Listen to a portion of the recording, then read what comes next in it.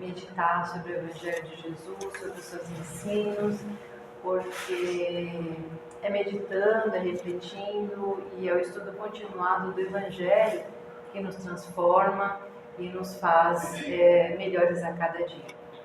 O tema do Evangelho de hoje está no capítulo 20, são os trabalhadores da última hora. E o nosso tema de hoje de reflexão está no item 5, que são os obreiros do Senhor. Então, quem são os obreiros do Senhor? Para a gente entender mais sobre esse trecho do Evangelho, a gente vai começar com uma parábola que Jesus conta bem no início desse capítulo do Evangelho. Então, Jesus nos conta que o reino dos céus, ou seja, o plano espiritual, ele é semelhante a um senhor que tinha uma vinha, uma lavoura de uvas, e ele saiu cedo para buscar trabalhadores para essa vinha. E aí, logo na primeira hora, ele recrutou alguns homens e levou para a lavoura. Aí ele volta para a cidade e ele necessita de mais homens. Então ele volta para a cidade, vê mais homens que estão disponíveis e que querem trabalhar, e ele recruta mais homens numa determinada hora do dia. Aí passa-se mais um trecho do dia e ele percebe que necessita de mais mão de obra. Então ele volta de novo para essa cidade para recrutar mais homens. E pega mais homens para recrutar mais homens para trabalhar na lavoura. Quando já estava no final do dia, que Jesus nos fala da 13ª hora, ele volta para a cidade e ele vê que tem uns homens que estão lá, sentados, esperando, e ele pergunta para eles por que eles não foram, por que eles estão ali ainda. Eles falam, olha, porque ninguém nos chamou para o trabalho. Ele falou, então vocês vão comigo. E aí levou eles bem no finalzinho do dia para trabalhar. E aí quando chegou ao final do trabalho, eles trabalharam menos, do que os demais. Quando chegou no final do trabalho, a pessoa que foi fazer o pagamento para todas aquelas pessoas, ele falou que era para começar pelos últimos, aqueles que chegaram por último, e que era para pagar a eles uma moeda cada um. E aí assim foi, dos últimos para os primeiros que começaram o trabalho. Quando os primeiros viram aquilo, o que eles imaginaram?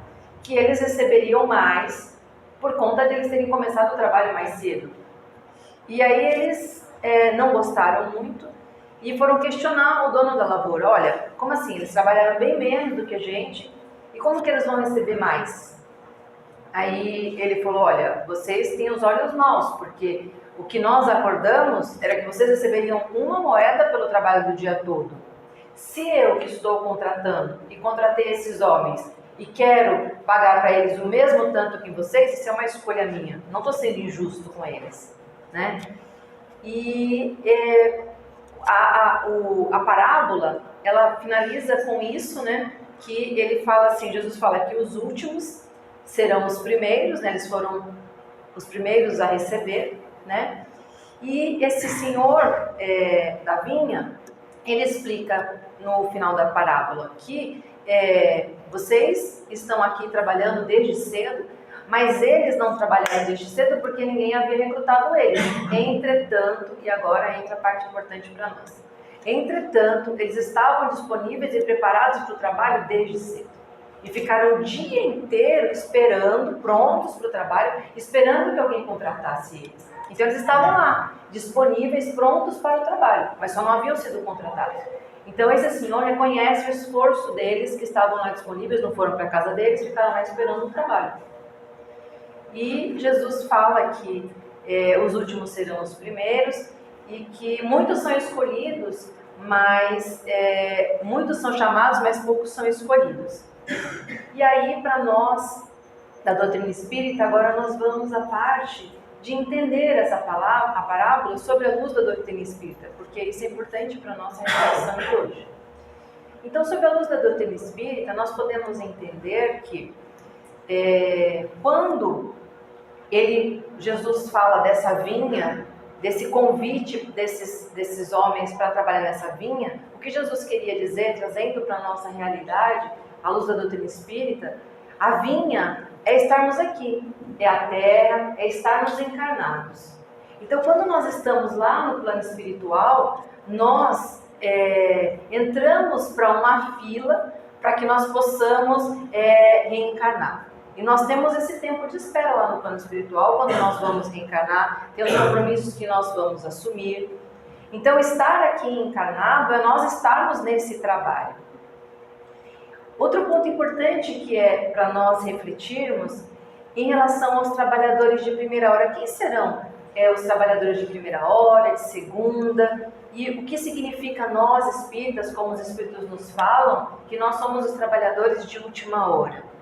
Então, os trabalhadores de primeira hora são aqueles que vieram antes do espiritismo, que vieram antes de Jesus. Então, nós temos ali, os espíritos nos falam, nós temos ali Moisés, nós temos os profetas, nós temos os padres que vieram antes, que foram fazendo parte da nossa história da humanidade, nós tivemos os filósofos, e todos esses que vieram como precursores antes da doutrina espírita.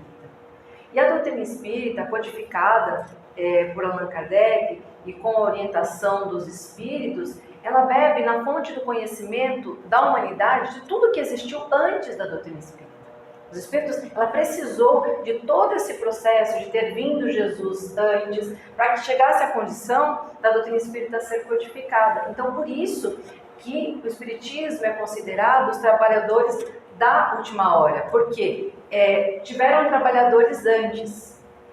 E aí nós podemos pensar assim, mas os trabalhadores da primeira hora, os que vieram antes de nós e que estavam, por exemplo, lá no planeta de provas e expiações, porque nós já estamos no planeta de regeneração, então estavam lá no planeta de provas e expiações, vieram antes da codificação espírita, e nós que estamos aqui, segundo nos ensina Jesus, o salário é diferente? Não, o salário é igual para todos nós, como nos ensina Jesus. E qual que é esse salário que Jesus propõe? Qual é esse salário que o Evangelho nos propõe?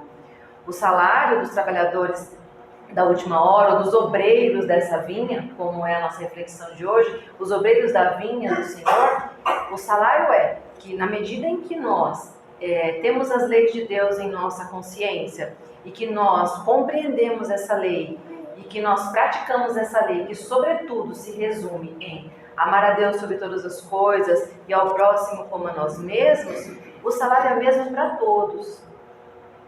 E cada um de nós está no seu tempo, cada um tem o seu tempo.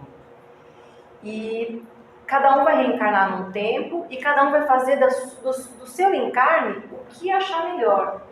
Então, muitos vão ter o despertar assim que reencarnou, já reencarna com muita consciência, com esse compromisso de renovação moral, desperto, mesmo que não tenha clareza, mas olha, eu preciso amar o próximo, já vai crescendo aquela criança ali muito inspirada em amar o próximo, em respeitar o próximo. Os pais não têm muita dificuldade de educar aquela criança.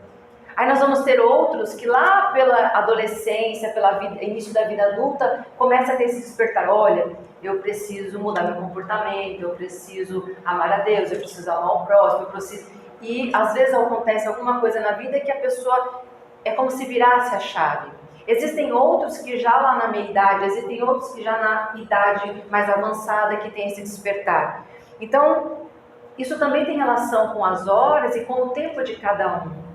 Mas o importante é que cada um consiga, com o tempo que se tem, com o tempo do seu despertar, fazer o seu melhor, como nos ensina o Evangelho e como nos ensina Jesus. Não é quantidade de horas trabalhadas, mas é qualidade. Porque o ritmo que a gente imprime na nossa evolução, quem imprime o ritmo somos nós mesmos. Deus nos deixa livre para nós fazermos as escolhas que nós quisermos. E é interessante pensar sobre o fator tempo, porque na Grécia Antiga, o que nós consideramos tempo hoje, por exemplo, nós consideramos tempo, nós vamos ficar aqui 20 minutos, 30 minutos, isso é o tempo que está correndo, o tempo que nós estamos empregando aqui. Tempo cronológico, uma sequência de horas. Isso é tempo cronológico. É um dos aspectos que os gregos antigos gostavam de considerar o tempo cronológico. Mas existe um outro tempo que eles chamam de kairos, e que é o tempo de mudança, o tempo de qualidade. E aí, para os gregos, significa dizer que se nós encontramos com uma pessoa no ano 2010, tivemos um convívio com aquela pessoa, vemos que aquela pessoa tem alguns desafios, às vezes até alguma dificuldade de comportamento, convivemos com aquela pessoa, passa-se 50 anos e a gente reencontra com aquela pessoa. E aquela pessoa, vamos falar, por exemplo, de algum vício, e aquela pessoa continua com os mesmos vícios, continua com os mesmos problemas. Quando nós encontramos com aquela pessoa, para os gregos, o tempo não passou para aquela pessoa. Porque significa dizer que ela não usou o valor do tempo. Ela continua do mesmo jeito. E assim somos nós. O tempo, ele só passa para a gente, ele só conta de fato, e nós que somos seres interexistenciais, se de fato nós usamos o tempo para fazer mudanças em nós. Que é isso que Jesus espera de nós. Que nós conseguimos fazer mudanças dentro do nosso ser, mudanças para melhor, dentro do nosso ser, alinhados às leis de Deus que estão em nossas consciências. Então, quando nós precisamos usar esse tempo para isso, para mudar o nosso interior, mudar os nossos sentimentos, mudar o nosso comportamento. E daí, quando a gente faz isso, nós interferimos no mundo ao nosso redor. Porque a doutrina espírita nos ensina que nós somos responsáveis por nós mesmos, nós temos livre-arbítrio, Deus nos ampara e Deus nos sustenta. Mas nós somos também responsáveis, enquanto filhos do mesmo Pai, pela fraternidade universal. E o que é isso? Nós somos responsáveis pela mudança que acontece no mundo. Quando o nosso comportamento afeta a vida do outro, nós não sabemos como que isso afetando a vida do outro vai afetar a vida de outros e muito mais outros.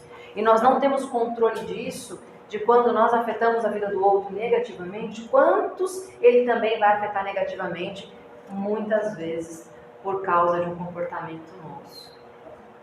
E quando nós falamos de fator tempo, tem um livro que acho que eu já trouxe aqui, que chama Dramas da Obsessão, do Dr. Bezerra, e nesse livro a história de uma família que ela passa, essa família no plano espiritual, por conta de uma situação muito difícil que eles viveram enquanto encarnados, na época da Inquisição, família de judeus, eles passam 400 anos buscando no plano espiritual vingança para os outros que prejudicaram eles na época da Inquisição, e eles passam 400 anos buscando vingança dessa família. E eles passam obsediando essa família, caçando essa família onde eles estiverem. E aí eu não vou contar mais sobre o livro, para não dar spoiler para quem não leu, mas é um livro maravilhoso. E por que eu trouxe isso? Porque assim, para esses que lá no livro do Dr. Bezerra, o Dr. Bezerra fala que quando eles estavam obsediando, que o Dr. Bezerra chegou lá no local, eles estavam com as mesmas vestes de 400 anos atrás. Então, o tempo passou para essas pessoas. Passou 400 anos na Terra, na humanidade, mas para eles não passou nada. Eles continuam ligados da mesma forma. Então, veja como que isso é importante para o nosso aprendizado e para a nossa reflexão de hoje. Então, quando Jesus, ele nos fala que das ovelhas que o Pai confiou, nenhuma se perderá. E aí é importante nós refletirmos sobre isso, porque no nosso trecho do Evangelho hoje, em uma parte, os Espíritos refletem sobre todos aqueles que não estão comprometidos nesse momento com a evolução, não apenas individual, mas do coletivo. Então nós estamos aqui nesse tempo, nós sabemos que tem muitas pessoas que, não precisamos dar nomes, né, que não estão comprometidas com o bem comum, com a evolução do planeta, e que por conta dos seus comportamentos disseminam ódio, provocam guerras, atrasam a evolução da humanidade, atrapalham reconciliações de países e de humanidade como um todo, atrapalham a construção do bem comum e provocam disseminação de ódio. Então, essas pessoas que fazem de tudo para atrapalhar o progresso e para atrasar o progresso, e os Espíritos nos falam que muitas vezes em nome de poder, em nome de reconhecimento, e elas, qual será o salário delas? Nós estávamos falando de salário um pouco antes. Qual será o salário dessas pessoas que têm esse tipo de comportamento? No plano espiritual, por exemplo, nós estamos falando de salário no plano espiritual, que é chegar ao plano espiritual com a consciência tranquila, que estamos alinhados ali com as leis de Deus, que fizemos o nosso melhor. E aí quando chega no plano espiritual, qual será a recompensa? Né? Como Jesus nos ensina. Eles já receberam, os Espíritos falam, os louros e todos os benefícios que eles esperavam aqui na Terra. E aí chega no plano espiritual vazios de sentimento, vazios de construção moral, vazios de elevação. E vão ter que recomeçar em algum momento. Como nós todos também vamos ter que recomeçar. Mas a diferença é que os benefícios, as recompensas que eles poderiam ter, eles já recebem aqui na Terra mesmo. Com o exercício do poder às vezes exacerbado, com os desmandos que cometem, estão recebendo aqui mesmo. E quando nós falamos de evolução e quando nós falamos de trabalhadores de última hora e dos obreiros do Senhor, quando Jesus fala para nós que nenhuma das ovelhas que o Pai confiou a eles se perderão, gostaria de trazer, eu acho que muitos já devem ter lido, no livro A Caminho da Luz, depois eu vou ler um trechinho, Emmanuel, que foi o mentor de Chico, nos conta sobre uma civilização chamada civilização de Capela. E que ele fala assim que guarda muita semelhança, ou seja, se parece muito com a nossa civilização terrena. E ele fala que em determinado momento essa civilização de Capela evoluiu muito, começou a evoluir, como nós estamos também evoluindo, não é? E aí chegou um momento que havia muitos espíritos ali que estavam empedernidos, arraigados aos seus próprios hábitos, aos maus hábitos, aos vícios, e não estavam muito dispostos a evoluir. E aí o planeta não ia parar de evoluir por conta deles, porque é assim que funciona. A evolução, ela continua a despeito da nossa vontade, né? Jesus, Deus, conta conosco. Mas se nós queremos ficar no nosso tempo e não fazer o nosso trabalho, está tudo certo, nós temos livre-arbítrio, nós vamos no nosso tempo. Então, nessa civilização, esses espíritos que estavam assim, mais arraigados e não tão dispostos a evoluir, eles não retornaram para aquele planeta, né, não retornaram para aquela civilização. E aí, quando Jesus recebeu a Terra sob sua responsabilidade, Emmanuel nos conta isso nesse livro, para ser o nosso governador planetário, o nosso mestre, nos acolher, e como ele nos fala, ser o nosso pastor. Então esses espíritos foram apresentados a Jesus, para que Jesus pudesse acolhê-los. E aí, nesse trecho de A Caminho da Luz, Emmanuel nos fala o seguinte: foi assim que Jesus recebeu, à luz do seu reino de amor e de justiça, aquela turba de espíritos, seres sofredores e infelizes. Porque eles amavam Capela. Lá já tinha toda a evolução moral, intelectual, tecnológica, tudo que a gente pode imaginar de evolução, eles já estavam avançados lá. E aí Jesus recebeu eles, num planeta que estava em formação, num planeta com uma civilização primitiva, né, num planeta de provas e expiações, para que eles pudessem ali, albergados no amor de Jesus, participar do nosso processo evolutivo e aprender a amar. Então, quis trazer isso para nós refletirmos que Jesus, nosso Mestre, Deus ama a nós todos, mas aqueles que não estão dispostos a participar do processo evolutivo, a participar de uma jornada de fraternidade universal, de amar o próximo, de perdoar, de caminhar rumo à evolução, não serão condenados, não ficarão perdidos, não. Serão convidados a um outro planeta, as muitas moradas da casa do nosso Pai, e que provavelmente vai ser um planeta numa condição evolutiva inferior, porque eles não estão preparados para uma condição evolutiva de um planeta como o nosso, por exemplo, que já está em regeneração. Se eles não estão dispostos a se regenerar, então para cá eles não podem voltar, e nem ir para outro planeta que esteja em regeneração. Concorda? Então eles provavelmente terão que recuar um passo, não significa retrogradar, mas para que eles possam... Ai, perdão. É um alarme de uma medicação que eu tenho que tomar, me perdoe. Então, eles precisarão ir para um planeta de provas e expiações, um planeta que está começando, para que eles possam evoluir, né? Então, o nosso Mestre, Deus, não nos abandona. Mas o que Jesus, o que Deus espera de nós como obreiros? Espera que nós aprendamos no nosso dia a dia, no nosso convívio familiar, onde nós estivermos, que nós aprendamos a perdoar, que nós aprendamos a amar, que nós aprendamos que a renovação nossa interior é responsabilidade nossa, mas que através dela nós damos uma contribuição para o planeta. Então não é só eu estar preocupado comigo. Jesus, Deus conta conosco, porque é através de nós que o planeta muda, é através de nós que as pessoas que estão sofrendo vão parar de sofrer. Através da nossa oração, através da nossa prece, através da nossa transformação moral, do nosso comprometimento em recuar, às vezes, diante de uma discussão mais agressiva, nosso comprometimento em, às vezes, recuar e pedir perdão, no nosso comprometimento em perdoar, em tentar perdoar, porque às vezes é difícil perdoar, mas tentar, se esforçar em perdoar, né? E esse capítulo, Os Trabalhadores da Última Hora, é sobre o nosso comprometimento espíritas com a nossa evolução e com o nosso trabalho com a humanidade, com a fraternidade universal. A fraternidade universal só vai existir com a nossa evolução, com o nosso comprometimento com o bem comum.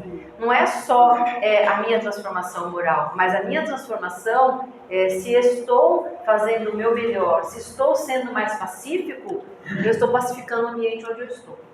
Certamente quem é mais pacífico, pacifica o ambiente onde se encontra, seja no trabalho, seja no lar, onde quer que esteja.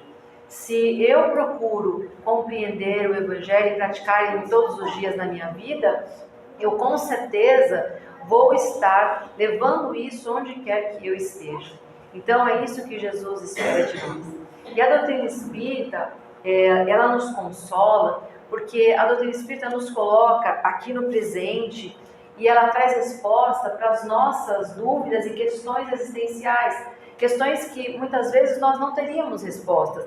A diversidade financeira, a diversidade de saúde, a diversidade que existe de gostos, dos mais diversos, de etnia, de países, onde quer que nós estejamos, a doutrina espírita ela nos explica por que disso. E mais do que isso, ela nos coloca aqui no presente, mas ela nos fala de forma raciocinada, enfrentando a razão face a face, como nos ensina Kardec, acompanhando a ciência, a evolução. Só vai se fortalecendo o conhecimento que a gente tem da doutrina espírita. Para cada passo que a ciência dá, a doutrina espírita só fortalece a nossa fé, porque ela acompanha a ciência. Então, nós estamos aqui, mas ela nos esclarece, nós temos um passado. Então, muitas coisas que nós não entendemos do nosso comportamento, das nossas dores, são porque temos um passado. Eu tenho um passado, o outro tem outro passado, o outro tem outro passado. Então, nós temos diversidades de conduta de vida, de pensamentos, porque nós temos um passado. Mas a boa notícia que a doutrina espírita nos traz o seu futuro depende de você. Do quanto que você está empenhado em trabalhar por esse futuro. O quanto que você se compromete com esse futuro, ele será tanto melhor quanto você se comprometer. Quanto você se comprometer com o quê? Se comprometer com amar a Deus sobre todas as coisas e ao próximo como a nós mesmos. E amar é tão difícil, não é? Perdoar é tão difícil. Mas tem um psiquiatra que eu gosto das reflexões que ele faz, e ele fez um trabalho muito bonito sobre a análise das inteligências de Jesus, é Augusto Cury. E ele faz um trabalho belíssimo. E num dos livros dele, ele fala assim que amar pode ser muito difícil para a gente, pode ser muito distante de nós compreendermos. Mas ele fala que o alto patamar do amar respeitar e tolerar. Então, às vezes a gente pode, eu não consigo amar essa pessoa, mas respeita. Começa respeitando, respeitar a diferença, tentar compreender e tentar tolerar o outro. E quando a gente começa a fazer isso, daqui a pouco a gente vai estar amando. Porque a gente vai entender que o outro é diferente da gente, porque tem uma trajetória diferente da gente. E os nossos, Dr. Augusto Cury nos fala que os nossos maiores problemas passam pela falta de amor. Como também a nossa maior alegria de todo ser humano.